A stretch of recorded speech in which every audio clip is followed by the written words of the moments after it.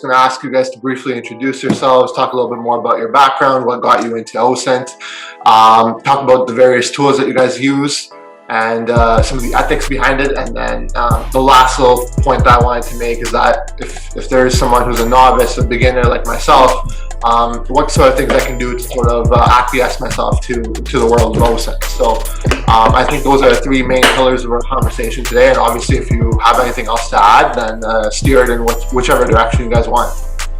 I'm Aaron, full-time job, I work in IT, so application support, but part-time outside of that I do some OSINT work for a cybersecurity company, an ethical hacking company.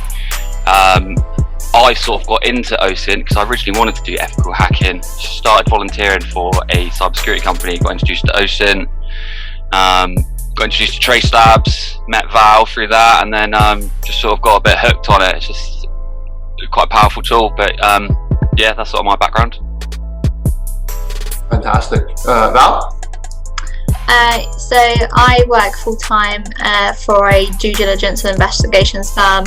So it's a private company, and we're working mainly with kind of financial firms, so doing their due diligence for companies and senior board appointments, kind of checking red flags. So and as well as working with law firms for various types of investigations, so fraud, asset tracing, so quite varied. But that's how I got into OSINT. So part of my on-the-job training was to do an OSINT course. Before that, I wasn't really aware of it. It was kind of like I was going into a research-based role, which is something I was interested in.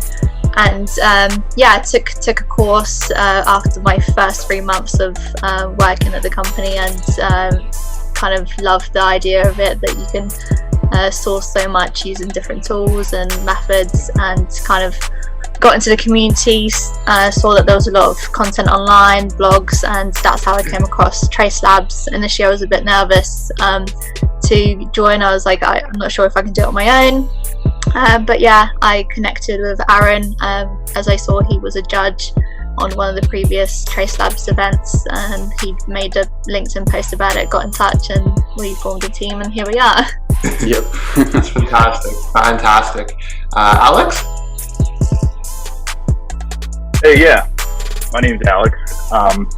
I work actually on the physical security side for a nonprofit here in the US, but my primary job function is using open source intelligence, because the organization I work for is on the, I would say, progressive left of, as many of you know, a divided political spectrum in the US and many other places.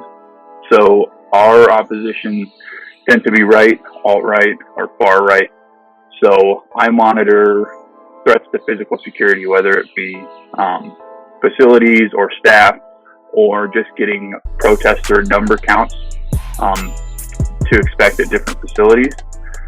And I got into OSINT just because I think I stumbled upon it on Twitter, following InfoSec and security pages, and thought it was really awesome to be able to pull all of this information from places that we're regularly visiting on the internet and don't realize are presenting tons of data.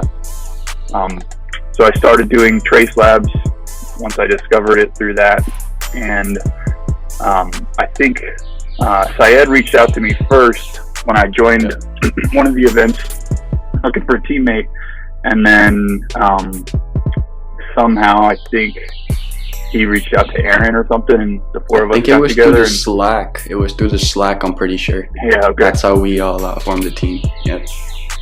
Yeah, which has been awesome to kind of use that skill set for good, but also for a fun challenge.